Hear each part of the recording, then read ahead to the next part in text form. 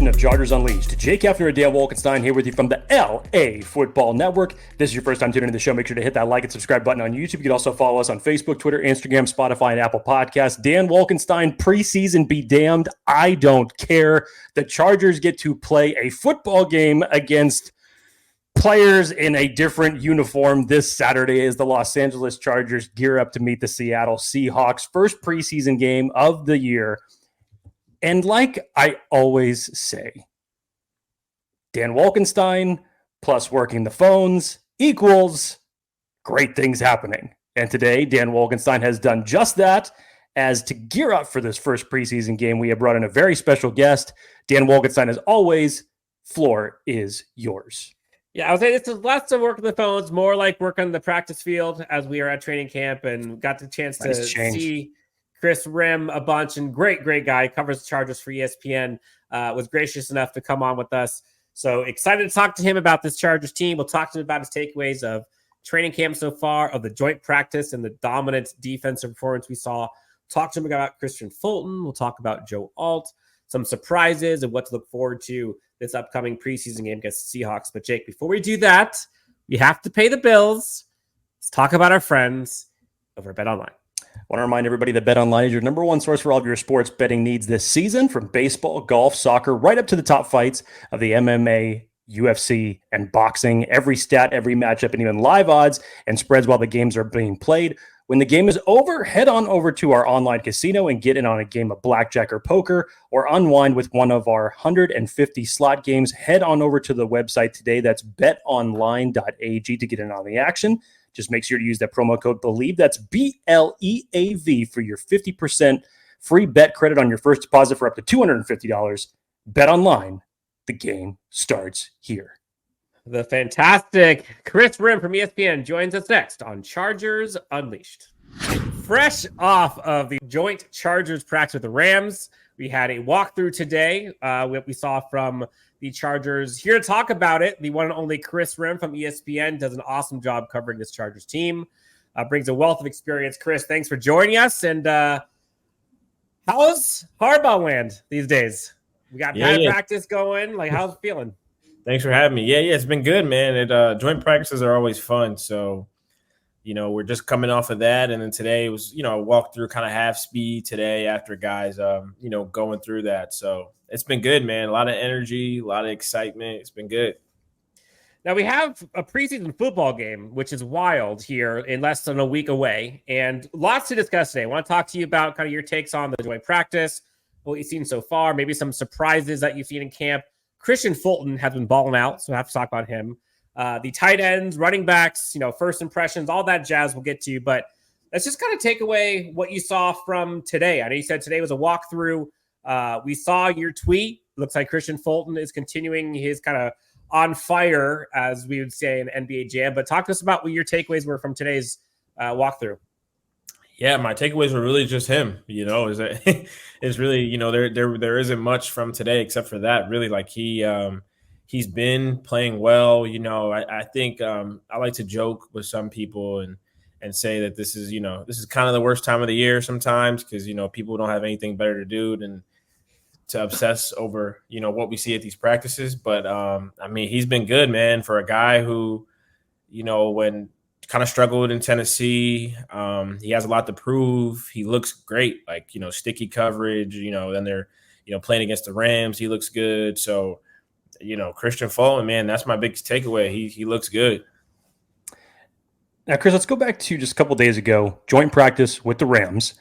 And from the Chargers standpoint, it just sounded like their defense, again, just had a day as it relates to what happened. Obviously, Justin Herbert's not out there. The feeling is different with him offensively not being out there in terms of what this offense is going to be able to do with Easton Stick and Max Duggan. But defensively, the Chargers got 6 takeaways and doing it in ways that, getting tipped passes. And more importantly, stuff that we'd love to see is getting tipped passes at the line of scrimmage with Tito and Thule getting those and forcing those interceptions. Just from a defensive perspective and your takeaways from that practice as a whole, because I know you were watching so much of it. When you finally get to see him put on the pads against opposing teams, what was the energy like? What was, who was it that really stood out in those practices? And overall, just what was the ending message from Jim Harbaugh after that? Yeah, I think he was really pleased. I mean, Sean McVay told reporters after that his offense needed to play to that's a higher standard, right? Like, he was disappointed in what he saw. I mean, it was kind of like, I don't know, when you watch the defense against the Chargers without Justin Herbert, you kind of take it with somewhat of a grain of salt because they're playing against a backup quarterback, right? So you kind of say they look really good, but how good are they going to look? And against the Rams, their O-line is pretty banged up, but that's Matthew Stafford back there, right? And you're getting all these tip passes, you're getting interceptions, turnovers. Some of them, all of them were on Matt, obviously, but against the ones, they look good. I think when I was largely looking at the offense, but obviously was going back and forth. But I think Joey Bosa, he every time he's out there, he looks like the man. He just looks like, Jesse Minter called him a monster. He's not really. I mean, I guess some people get wins, I guess, over him. Few and far between, but he's just dominant, right? And then there's Kristian, who's just always around. He just seems to be around. Like, whenever obviously there was a Tooley tip that he got the interception on, but he pass breakups. He's always touching the ball, and Durbin called him a ball magnet. So yeah, and then I think offensively, the offensive line, the Rams defensive line looked really good. They were consistently getting pressure. Again, this was the Chargers O-line without Trey Pipkin, so it was Bradley Bozeman was playing right guard for most of the day, and then Brendan Himes was at center. So that obviously it's not the starting O-line, but I think Joe Alt fared well. He had some reps against Braden Fisk, Jared Verse, Byron Young. Fisk got over on him a couple times for sure. He held his own a couple times, a lot of the time for sure. I think Greg Roman said when he looked at Joe Alt and was evaluating how he played, he said, he didn't do bad, but he thought there was some miscommunication amongst the whole offensive line, that they could have been better. Jim Harbaugh actually said he was impressed with them today. So, take that, what you want. But that's my long takeaway. Joey Bosa, Kristian Fulton, Joe Alt, we're standing out to me for sure. Now, I think the hard part for me, and I'm just being brutally honest here, is you're seeing a 3/5 of a backup offensive line. The Chargers are dominating against the Rams, and then Justin Herbert is not out there throwing passes. So this defense has been dominating, right? Like, there's an awesome picture on Chargers.com of Jesse Minter, the defensive coordinator, just like jumping up as if he's one of the guys. And you're hearing about the turnovers of Kristian Fulton. Is it good defense or is it bad offense, i.e. not Justin Herbert throwing for the Chargers and no offensive line starting for the Rams? Like, what? I'm trying to temper expectations for myself and for fans watching, listening, but we have the scars of the defensive performance the last few years. What actually are we seeing right now? Yeah, I mean, I think what I would say is that it's somewhere in the middle, right? Like when you're playing in the regular season, you're going to play teams that have banged up offensive lines, right? You're going to play backup quarterbacks. So you can't just throw it out and say, well, they're playing backups. Like, well, pretty sure the Chargers, were playing without everybody for like the last 4 games last year. So like, you know what I mean? Like, you're going to play banged up teams. So this stuff definitely matters, but it's not the end all be all. Like, it's a lot of the times in practice, defense and the offense are given directives that we don't know, where they're trying to give the defense a certain look or vice versa, right? So they're doing things to help each other out, and then we might see something happen, and we're just looking at it and saying, "Oh, this run went for no yardage, or this was blown up." When in reality, the directive might have been, "Yo, let us blow this up because we want to see what it looks like, or like how we'll react. Like, really get on him on this play because we want to see how it looks." So that's why I say at this time of the year, like, get excited, but also understand. Just remember, like, we're in training camp, right? Yeah, that's sorry about the banging. That's on my end. Something's happening in my place. My bad. It's all good. But yeah, that's what I would say. Don't say, we're going, all right, we got the 85 Bears defense, but for sure, you should be excited. And I don't think it's fair for anyone to say like this doesn't matter. I also don't think it's fair for you to say our defense is going to be great because on August 4th we had a good day against Matt Stafford. You know what I mean? That's what I would say.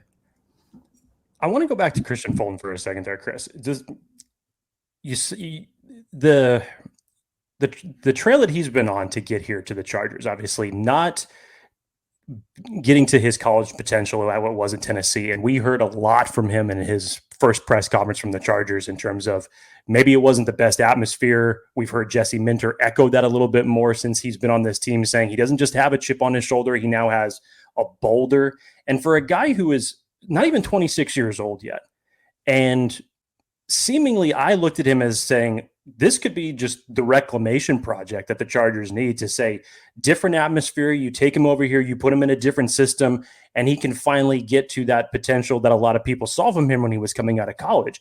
And now to have this week that he has been on, and again, as you mentioned today, cap it off with two additional interceptions in practice today.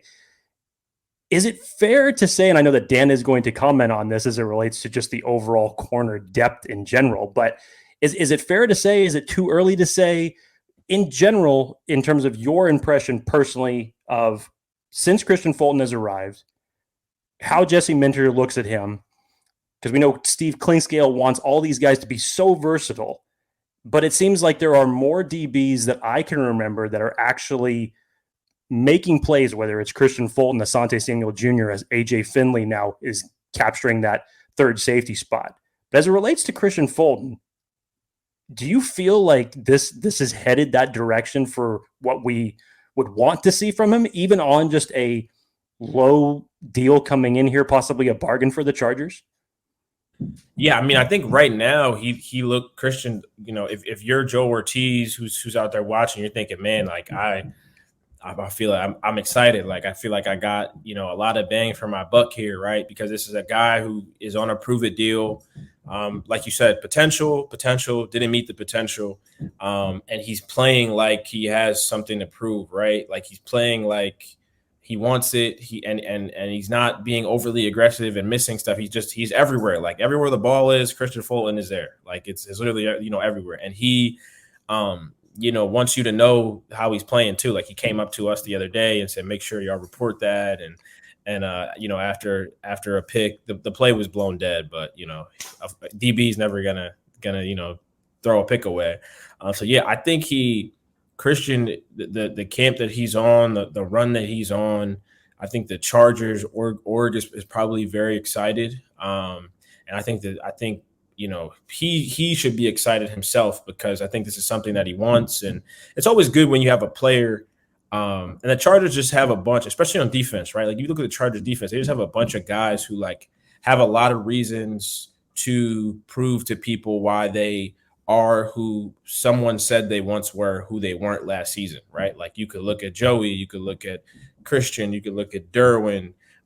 You can even look at guys who haven't been there yet, like Dayon and Lohi, who wants to prove. There's so many people who have stuff to prove, whether it be first timers or people who didn't play so well last year that can play well. And I think Kristian has been, maybe their most consistent guy other than Joey, in camp. Now let's talk about Jesse Minter for a second, because I think, and I've thought this a few times, but there's a lot of similarities in scheme to what we've seen with the Chargers and with the Ravens, which you have experience with, and what we saw with Brandon Staley, Mike McDonald defense, all that jazz. But this Chargers defense just seems so different now. And that has to be one because of culture, obviously. But Jesse Minter just seems to be bringing not only a confidence, but a calming, communicative presence to this team.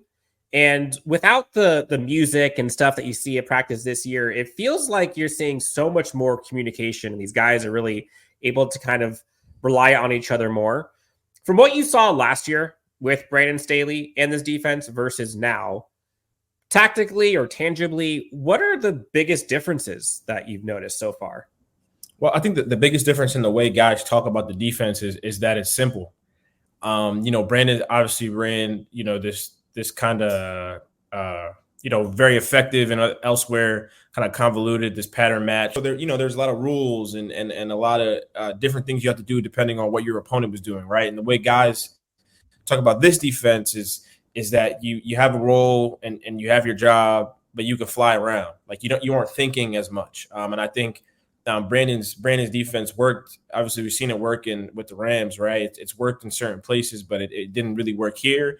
And a lot of with the Chargers, and a lot of the reasons why guys said is just sometimes we were just making too many adjustments, or there were too many configurations to the defense. Whereas this one sounds a lot more simple. There's in terms of the communication, and it gives guys the opportunity to play free and to make decisions out there, not based off maybe stuff that they have in the back of their mind that they're trying to follow. So that's what I'll say the biggest differences are. Want to talk about some surprises in camp thus far, because I feel like when Dan and I were there 2 Saturdays ago, there was a lot of things to talk about. There's still been a lot of players that have been talked about, whether it's through Jim Harbaugh, Greg Roman, Jesse Minter. In terms of what you've seen over the course of this last week and a half, who are some players that have actually come out and surprised you in camp? Yeah, I mean, I didn't even know you were there. Sorry if I didn't say hi to you. Oh, it's all good. Oh, by the way, but next time say hi. But I think the players that have stood out to me for sure, it has to be Jaret Patterson. I think he's got me, my next 53-man projection. I think he'll have to be on there from what I'm seeing. He's a guy who, it seems like Jim Harbaugh is always going to give him a high five, and even when he does something to where I'm like, that wasn't that crazy. Like Jim Harbaugh still going to, he's like, good job. Running with the second group often. So he'll be my number one. I think tight end Zach Hines has been a guy who, since OTAs, he's been just around the ball. He's just been catching passes, consistently open.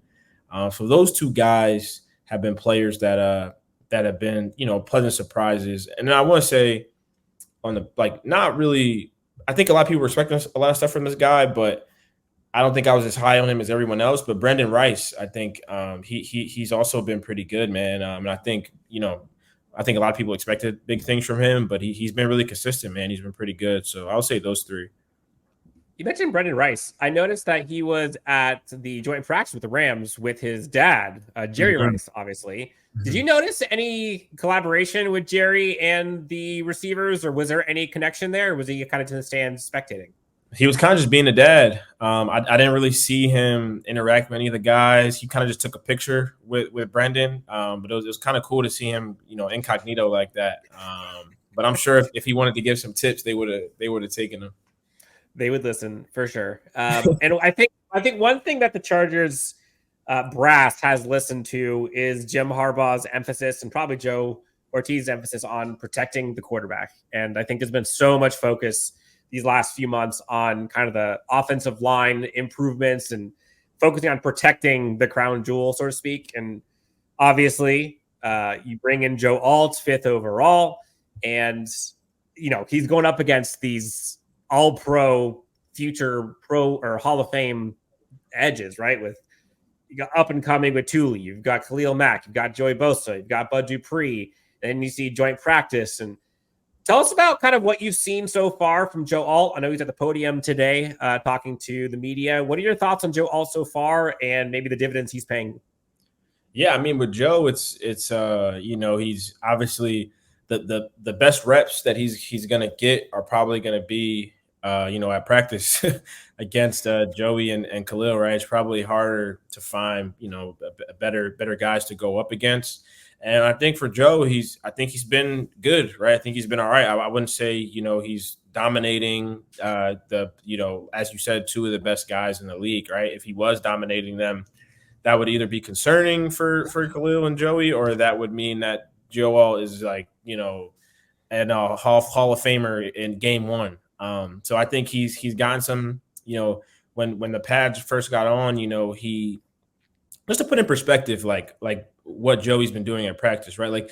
Like in one-on-ones, like him and Rashawn, like it was not close. Like Joey and it's not like Joey's just absolutely manhandling 70 in these reps, right? So it's not like and we know how good Rashawn is, right? So I'm just saying to put in perspective, like what Joe is playing against, right? So there's plays where Joey is bull rushing Joe back and Joe's falling, or he's hitting Joe with a move and Joe's stumbling. There's other plays where Joe is standing Joey up, right? Like completely standing him up and holding his own, right? So I think it's just I just sit back, man. If I had popcorn, I would be eating it. It's just like it's must see TV. Is those guys on the end, those Rashawn when he's facing Khalil, or even Bud or Thule, or when he's facing Joey or Khalil, it's always like just big on big, right? Like it's like a main event, and every time there's fireworks. So with Joe, I think he's good, man. I think he's not to sound like a coach, but he seems like right where he should be, like getting better each day. You're hearing how much of a terror Joey Bosa has been on as of late and how good he actually is. We saw kind of some notes about him possibly hurting his hand or wrist or something in the last practice. Did you see that? Like, do you know what's going on with it? Is it seemingly okay? Was he at practice today? What's that all about? Yeah, so he walked off with a trainer. I'm not sure what he hurt. We weren't told. Jim doesn't specify at this point. But yeah, he left practice, but I can't even speculate on what it might have been. But yeah, we'll talk to Jim Harbaugh again on later this week. So we'll get to ask him. We didn't ask him about Joey today. But he'll tell us he's working through something or Joey will be back. Yes. Now, with Herbert out for seemingly the next 2 weeks or so, obviously a lot of emphasis is really going to be put on this running game. And I love the fact that you had talked about Jarrett Patterson surprising you in camp thus far, because now is seemingly just in a single year, this Chargers team who was looking for someone to step up behind Austin Eckler for the longest time now seemingly have this stable of running backs that has just a plethora of talent behind it, because now you have Gus Edwards, who's still working back. J.K. Dobbins has looked really good in camp thus far. You have Kamani Vidal, who, is going through something, but still has been a nice addition to this running back group. You mentioned Jarrett Patterson. You still have Isaiah Spiller and Elijah Dotson.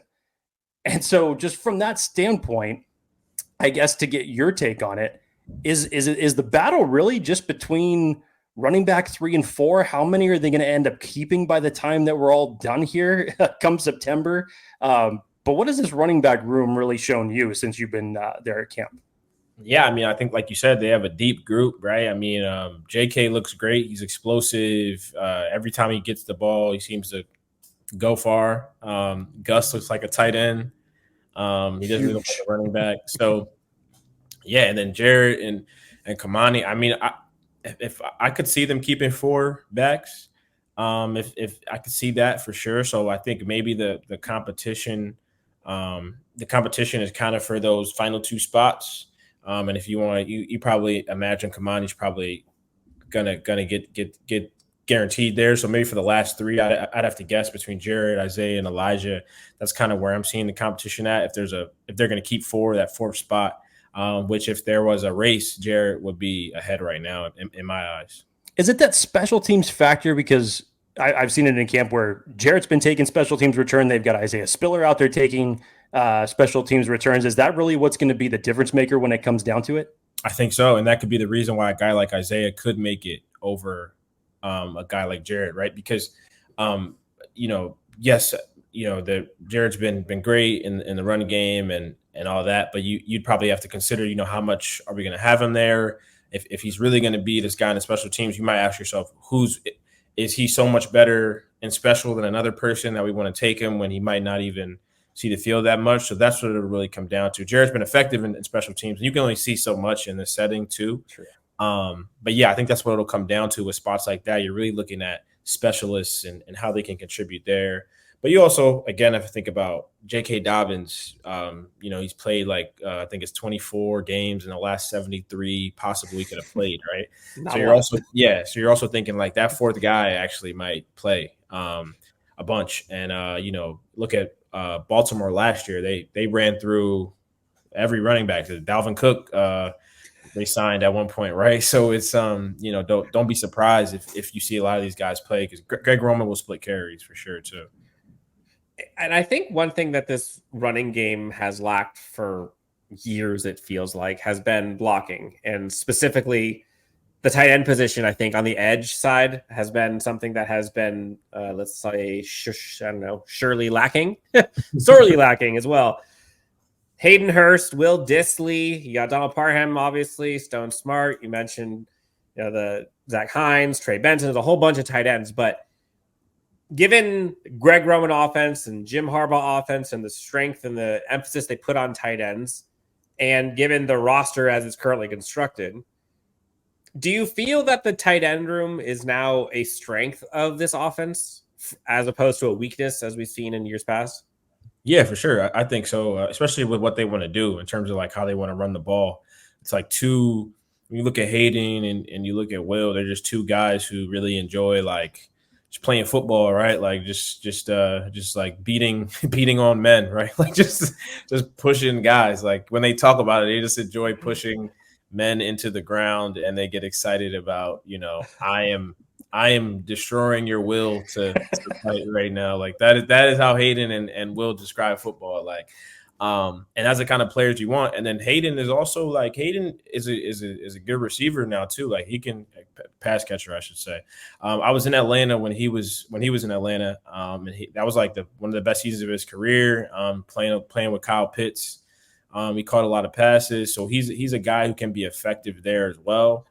Big energy guy. So I think for sure, Greg Roman is also, he's mentioned Donald Parham a few times, saying like we want to, Parham, obviously we know he can catch, passes and do that as a receiver, but it's his run blocking that's really been a challenge for him. And Greg Roman's talked about getting him more involved and trying to have that impact there. So I think for sure with Hayden and Will, this just, should be excited about that group.